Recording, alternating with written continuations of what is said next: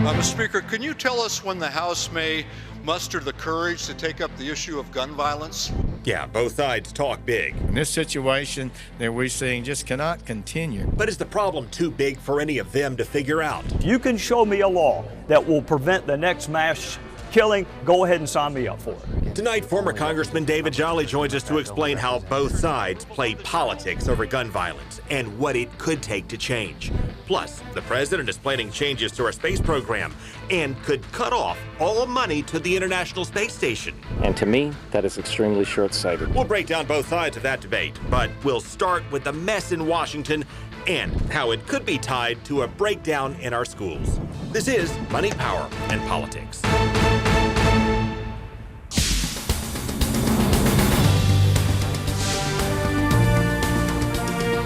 We spend a lot of time investigating waste and dysfunction and flat-out stupidity in our government. And tonight, we're taking a closer look into what may be causing at least some of it.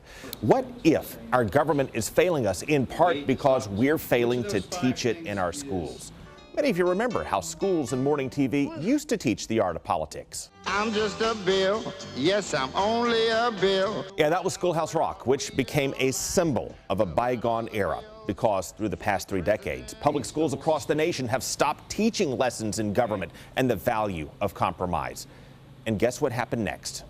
We will not compromise. Yeah, the parties pulled hard to the right and to the left, and more citizens lost interest in politics. Special interests dug in, and politicians seemed to forget what bipartisanship even meant. Bipartisanship means they have to come our way. Well, the good news is that Florida has been a national leader in teaching civics. Our public schools ramped up civics classes nearly 10 years ago, and test scores show that Florida students have been learning much more than students all across the nation and at a younger age. But as students learn their rights as citizens and how to drive change, our politicians here in Florida have seen quite enough of that. Civics teachers all across Florida just took a hard kick in the teeth as faith in government is nearing an all-time low. And that brings us back to an important question in tonight's We the People.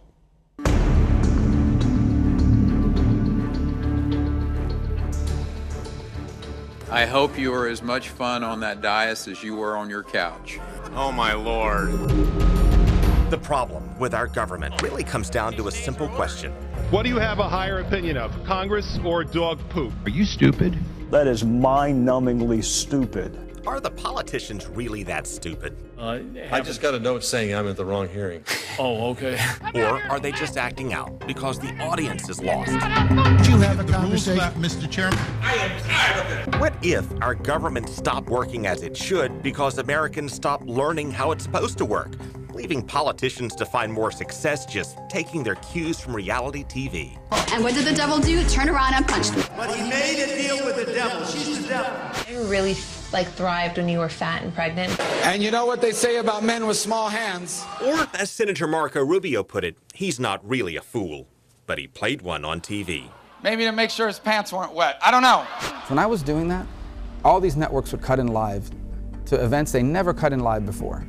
That sort of conflict drives more ratings. People have figured that out, and that's how they get on television. Do you regret those insults back and forth, the tit for tat? Yeah, and I said it at the time because it's not who I am, it's not why I ran. So what Rubio and others are telling us is that maybe we could wipe out much of the foolishness we see in government if we simply taught more government in our schools. If you were to ask people, who is Mike Pence today? I mean, a lot of young people wouldn't know. Couldn't name the vice president. In all fairness. Your name are? Mike Pence. Mike Pence. Yes, sir. Even Pence's barber doesn't know who he is. Vice President? Yes, sir. Yes, sir. Oh, boy. But that's not their point. Who is Mike Pence? Their point is we need more of these students. They want to fix the mess that is politics because they've been taught. We have to break down our language barrier, and we just have to communicate with each other, and maybe we can fix it. The legislature committed to civics education years ago by funding Florida's Joint Center for Citizenship. It trains thousands of teachers, and student test scores in civics shot off the charts. Senator Bob Graham has written this book, which I think... Yes, former Governor Bob Graham wrote the book on civics and was a driving force in restoring it in our schools. What people really need to learn, in my opinion, is how can a citizen make government respond to their wishes. The wait a minute, this is Florida. I'm a state representative. Okay? You okay? You all right? Where the legislature has been reeling in scandal. Dysfunctional. Dishonest. Inept. So who said our state lawmakers want more citizens engaged in what they do? Vote these people out. Last year, the legislature and the governor quietly defunded the state's Joint Center for Citizenship, which trains Florida civics teachers and develops their material. They wiped out the $900,000 in state support for teaching civics. They just said it in the final deal cutting, which all took place behind closed doors in Tallahassee, that there are other things that were more important than civic education. So it got the axe. We had to rewind the tape on that to figure out which senator said money for teaching civics had to go. Guess what? It was this guy, Jack Latvala, the Senate budget chief, before he got accused of groping women and quit. Civics education, where does that rank with opioids? So we have to look at the priorities and make decisions every year based on what the major issues are. Now Latvala has different issues on his plate, while the program that revived civics education lost all state support. And lawmakers don't appear to be rushing now to bring it back. We'll close with Bob Graham for his thoughts on why. There is, unfortunately, a core of people in politics who think it's not to their advantage to have the public very well informed. If more people became engaged, maybe there'd be more opponents running against them when they ran for re-election. Well, the state had been spending around $900,000 a year on civics instruction through the Joint Center. That's a collaboration between the University of Florida and the University of Central Florida. Well, last year, the legislature cut that funding down to $400,000, and then Governor Scott vetoed or wiped out that remaining $400,000, bringing it down to zero. Well, Scott's spokeswoman sent us an email stating that this $400,000 project was vetoed because the University of Central Florida received a total of $555.5 million in the last fiscal year, and the governor felt that UCF had the funding to cover the costs. Now, this year, the House budget provides no funding for this program. The Senate budget would restore $200,000 for civics instruction. We just don't know how the final budget will look. Neither do the lawmakers, so we'll continue to track that. Meanwhile, we've produced a 30-minute special on the growing dysfunction in government, including rigged districts and broken promises and race card politics. You'll find it on our YouTube channel. Search for Craig Patrick's Money, Power, and Politics and click subscribe at the top of the page. You'll also find our We the People segments and prior shows you may have missed. Well, our first guest knows quite a bit about the dysfunction in government. Former Republican Congressman David Jolly. By the way, you were advancing efforts to reduce mass shootings that were derailed by both parties. Thank you for joining us. Sure. Hey, it's great to be with you. And these are tough topics to wrestle with. They're very human stories when we see events like we've seen in South Florida. And I think the American people are angry over the politics we see often on both sides. I mean, I think we know more often than not it's Republicans that slow any changes to gun control or any efforts to But Democrats have also played politics with this. Your effort to ban people who are on a terror watch list from buying a gun was derailed by which party? Well, it was both, right? So my party didn't want to bring anything up, and so I went and struck a deal with the Democrats. Ultimately, Democratic leadership derailed it. You're right, they pulled it. I would also point out in the Senate, after Las Vegas, the Senate was considering a budget bill just very recently, and Chuck Schumer said to Senate Democrats, we don't want any gun amendments. We don't want Democrats to offer any gun amendments. And the reason why is the politics of 18. They have to defend Senate seats in Missouri and the Dakotas and West Virginia. They don't want senators taking tough votes. Look, historically, Republicans have been the ones that stand in the way ideologically of any gun control measures. Democrats also play politics with it, unfortunately. And I think politicians on both sides tend to run their mouths quite a bit about this without getting to the root cause of mass shootings. Look, the murder rate has gone down mostly year after year. The violent crime rate has gone down sharply over the years. And yet the mass shootings are skyrocketing. Tell me why. Because we haven't addressed it. Look, it is a gun issue, and it is a mental health issue, and it is all of these other things. What happens, though, is parties kind of point the finger and say, no, the problem's over there, but never address over there. So let's accept that it's mental health, right? This is a classic case of a young man who suffered from a lot of mental health challenges. Now, whether that makes him less culpable or not, the judicial system will decide. But it's not okay to say it's just a mental health issue and not a gun issue, because the question is, if it is a mental health issue, then how do we include a mental health component, a background check component, when he goes to buy an assault rifle? It is a gun issue also. Some of the brightest minds on gun control issues are actually conservative Second Amendment sheriffs and law enforcement officers around the country who will tell you the background check currently is not comprehensive. It is only a criminal conviction check. If a spouse gets picked up for spousal abuse but is not charged and adjudicated, that doesn't get flagged in a background check. So the next time that they go and engage in some type of domestic abuse, perhaps it's with the gun and they kill the spouse. We don't have any visibility into that. There are incremental changes that we can make, and I think the American people are crying out for. We can expand to a more comprehensive universal background check, not only in the information, but in private transactions. We can add additional regulations to assault rifles. I think a ban should be on the table, but I don't think we're there yet. I don't think the votes are there. But I do think the American people want to see increasingly strict standards on these assault rifles. What about our culture and our environment in which people are famous for being famous? A lot of mass shooters, potentially including this one who aspired to literally be a professional school shooter, crave attention and crave fame. You combine that with many of them snapping when they are shunned in an environment in social media which thrives on shunning people. What do you do about that? There's no question there's a societal component to this. This young man and many others who engage in this, we find out later, are engaging in online communications that are clear signals. In this case, he literally typed, "I want to be a high school shooter." He has videos of himself waving guns. We either don't have the resources to detect that financially, in which case that's an easy fix, or we're limited in our ability to approach people's free speech, if you will, and free communications. Those are hard conversations. Every culture wrestles with them around the globe. What's the balance between security and personal liberty? We've decided in airline travel, we will give up certain liberties as a people for security. I think we need to begin to approach that in the world of social media. Congressman Jolly, thank you for joining us. You got it. We'll see you next Good to be week. with you. You bet. Coming up, this Democrat just won a state house seat in Trump country. Representative Margaret Good will join us to explain how she did it, and we'll break down some big changes for NASA and what it all means for Florida. Well, a lot of jobs from Tampa Bay to Titusville are tied to our space industry, and the president is planning some big and controversial changes. To understand the pros and cons of this, it helps, though, to understand where we are now and how we got to this point. Liftoff. We have a liftoff. Nearly 50 years ago, we sent astronauts to the moon. We beat the Soviets and drove a new age of ingenuity, which drove the computer age. Then in 1972, President Nixon approved a fleet of reusable spaceships. The first shuttle commander, John Young, found out about that when he was on the moon. Good news here. The House passed the space budget yesterday, 277 to 60, which includes a vote for the shuttle.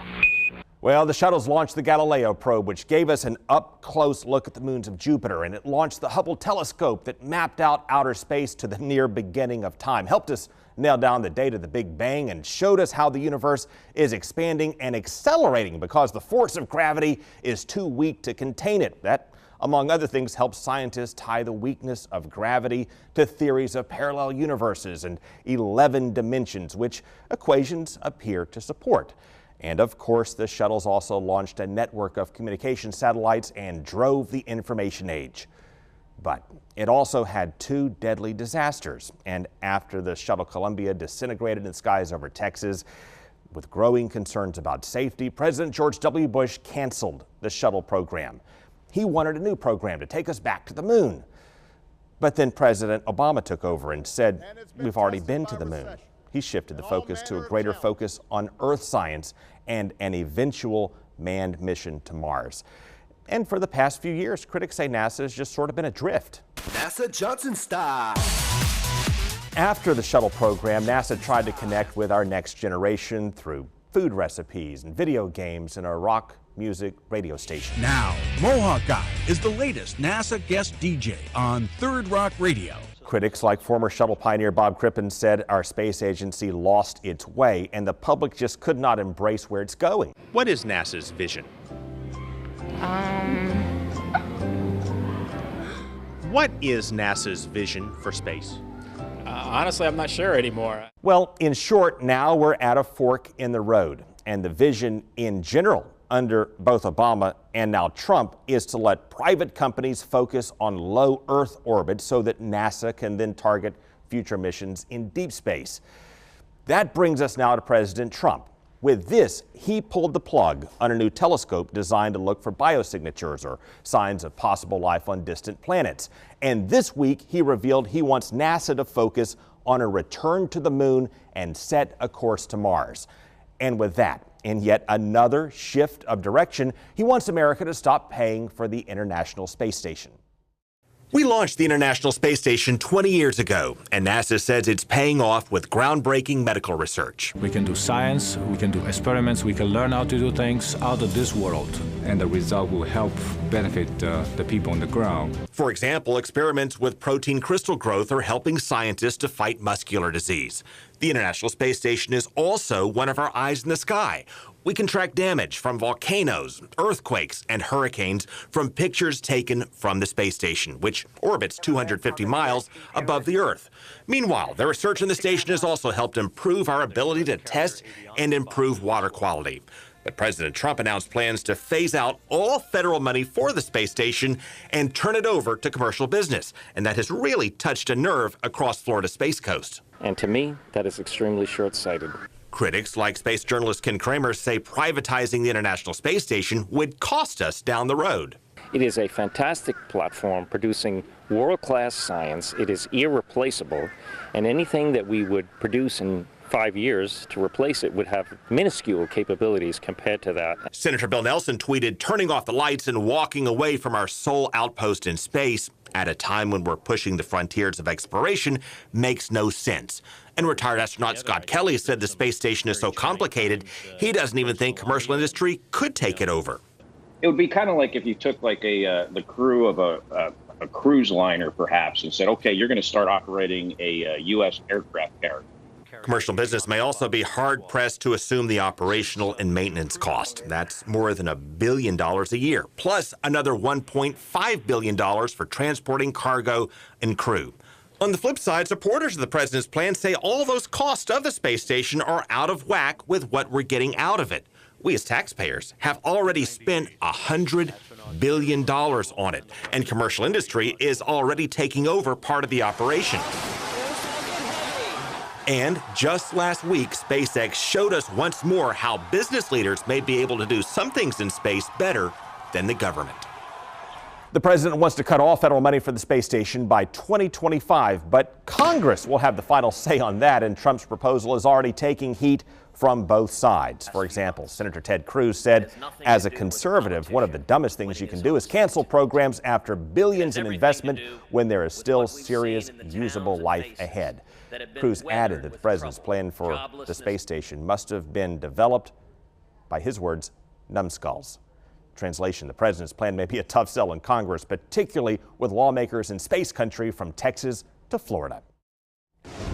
Well, coming up, how did this Sarasota Democrat beat a Republican congressman's son in a district dominated by Republicans? We'll sit down with State Representative Margaret Good.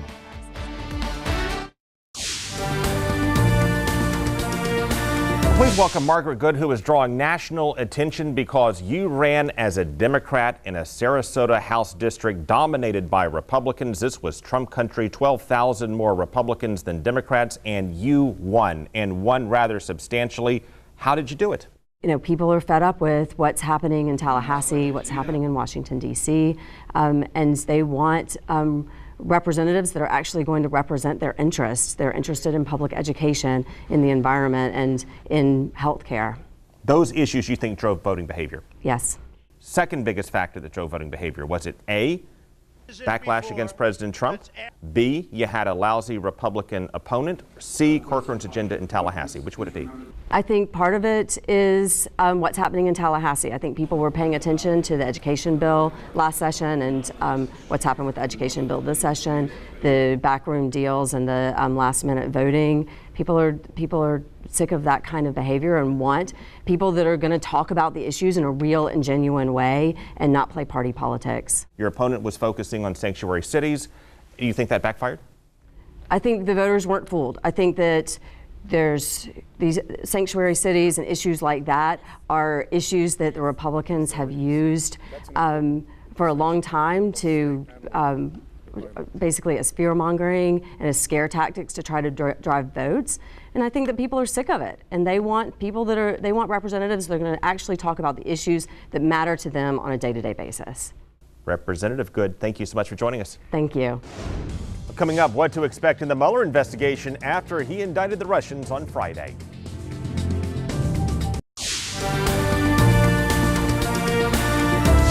Well, there's good news and bad news for the White House after Mueller indicted the Russians on Friday. The good news, there is no evidence of. In fact, the indictments show that the Trump campaign did not knowingly collude with Russians in election meddling and did not affect the outcome of the race. No evidence of it. Bad news, as the president had downplayed Russian involvement, the indictments show from the president's own Justice Department it is far more significant than we previously knew. Folks, that's our show. We will see you again next week. Take care.